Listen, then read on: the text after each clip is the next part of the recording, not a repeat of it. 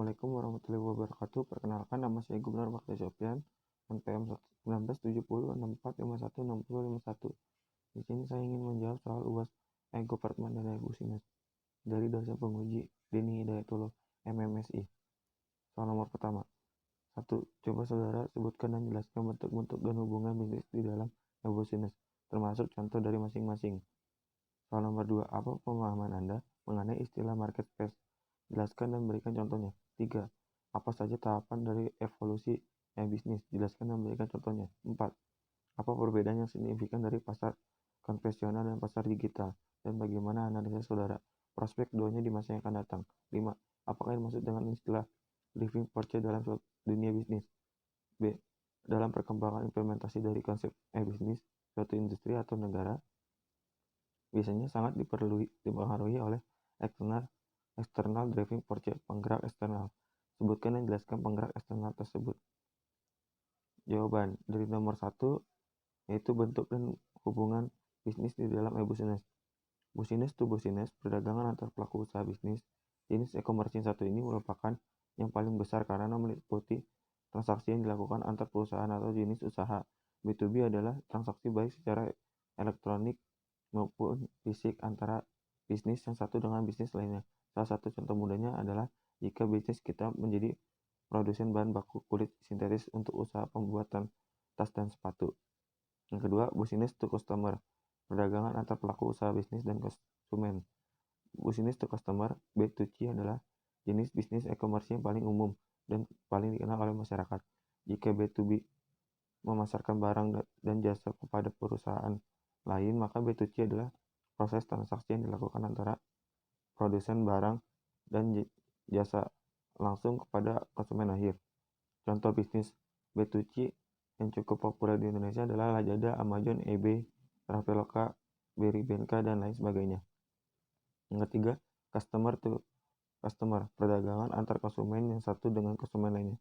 Selain B2C, customer to customer juga termasuk jenis model bisnis e-commerce yang paling populer.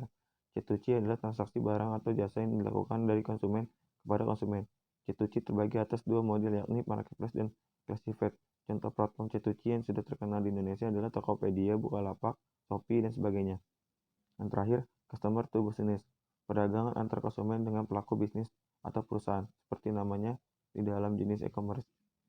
Consumer to business, C2B, transaksi jual beli produk atau jasa dilakukan dari konsumen kepada perusahaan. Ini adalah kebalikan penuh dari jenis B2C yang telah dijelaskan sebelumnya. Dalam jenis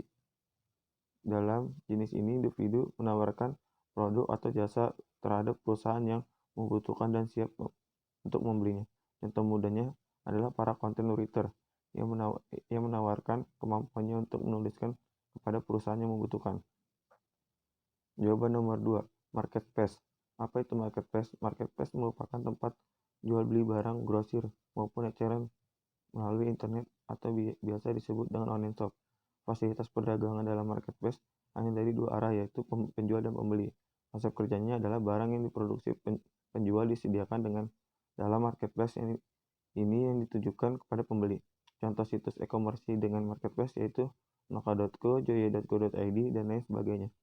Marketplace merupakan suatu wadah berkumpulnya para penjual dan pembeli dalam transaksi jual beli barang-barang produksi dengan menggunakan fasilitas internet. Dengan kata lain, marketplace merupakan sebuah situs yang di dalamnya terdapat beberapa penjual, sehingga pembeli dapat memilih barang yang akan mereka beli dari berbagai macam penjual ataupun toko-toko yang ada di dalam situs tersebut. Contoh marketplace di Indonesia antara lain Bukalapak, Lazada, Tokopedia, dan lain-lain. Contoh penting dari marketplace adalah situs microblogging, platform e-commerce, dan lain-lain seperti Twitter, ebay.com, Flickr.com, Myntra, Etsy, Alibaba, Amazon.com, dan lain-lain. Lanjut ke jawaban soal nomor 3. Tahapan dan evolusi bisnis. Keempat tahapan dalam evolusi e-bisnis masing-masing diberi istilah sebagai inform, automate, integrate, dan refine. Yang pertama, tahap inform. Pada tahap awal ini yang biasa yang terjadi adalah adanya unit-unit kecil di dalam perusahaan yang mulai mencoba membangun program-program kecil berbasis internet. Contohnya adalah pengembangan homepage yang menampilkan profil organisasi di internet atau membangun website yang isinya adalah produk-produk dan jasa-jasa yang ditawarkan perusahaan kepada pelanggannya, atau sebuah situs yang berisi berita-berita mutakhir di bidang tertentu yang berkaitan dengan tugas sebuah unit dan lain-lain, perusahaan dan lain-lain. Lanjut ke tahap automate. Tahap berikutnya adalah mencoba untuk mengintegrasikan beberapa unit di dalam perusahaan yang masing-masing telah mengimplementasikan konsep kecil e-business. Yang menjadi dasar penggabungan modul-modul ini adalah sebuah rangkaian proses yang saling berhubungan. Contohnya adalah proses pengajuan anggaran dari masing-masing unit ke divisi keuangan. Contoh lainnya adalah di bagian pengadaan atau logistik yang secara otomatis melalui sebuah aplikasi database menerima pesanan pembelian barang dari berbagai unit yang ada di perusahaan. Lanjut ke tahap integrate. Tahap selanjutnya dari pengembangan aplikasi e-business adalah mengintegrasikan proses bisnis perusahaan dengan perusahaan atau entiti-entiti lain yang ada di luar perusahaan. Pada integrate, tujuan utama perusahaan adalah meningkatkan dan mengembangkan kinerja perusahaan secara signifikan. Contoh yang kerap dipakai untuk mengilustrasikan tahap ini adalah aplikasi Package Delivery Tracking yang dimiliki Federal Express maupun DHL yang memungkinkan pelanggan melalui komputernya internet melacak situs pengiriman paketnya. Yang terakhir ada tahap Reinvent.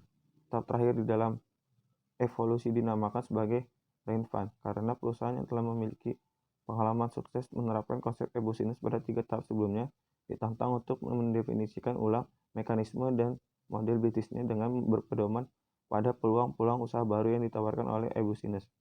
Contoh bagaimana perusahaan retail dan distribusi merubah total bisnis menjadi penyedia jasa informasi, portal sehubungan dengan konsumer produk yang ditawarkan, atau perusahaan pembuat perangkat lunak aplikasi internet yang mendefinisikan ulang usaha menjadi perusahaan outsourcing di bidang customer relationship management, atau perusahaan penjual buku-buku asing berubah menjadi perusahaan penerjemah bahasa-bahasa asing dan lain sebagainya.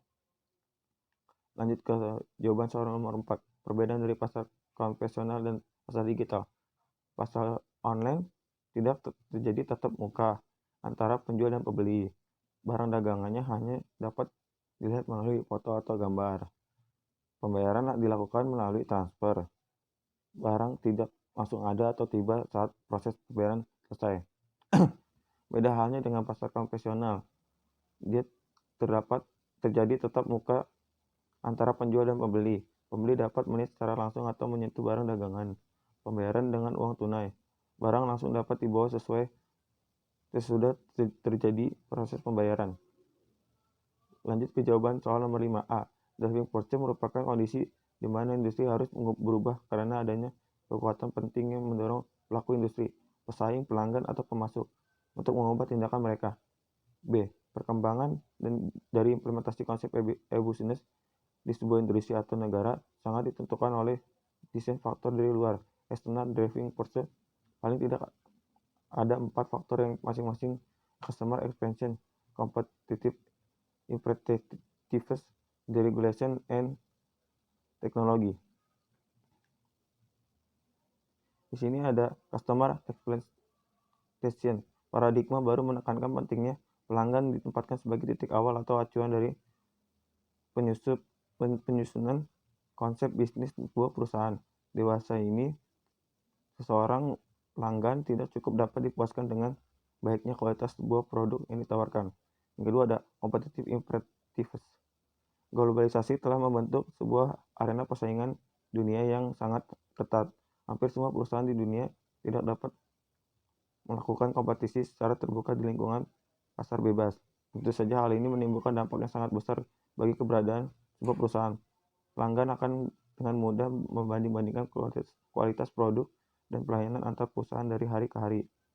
Yang ketiga ada deregulation. Harus diakui pula bahwa secara makro deregulation yang dilakukan oleh pemerintah maupun negara-negara lain di samping keberadaan lembaga-lembaga dan komunitas dunia semacam WTO, APEC, AFTA, dan lain-lain telah turut mewarnai bentuk dunia usaha di masa mendatang, terutama yang berkaitan dengan konsep perdagangan bebas antar negara dan industri. Yang terakhir ada teknologi. Faktor terakhir dan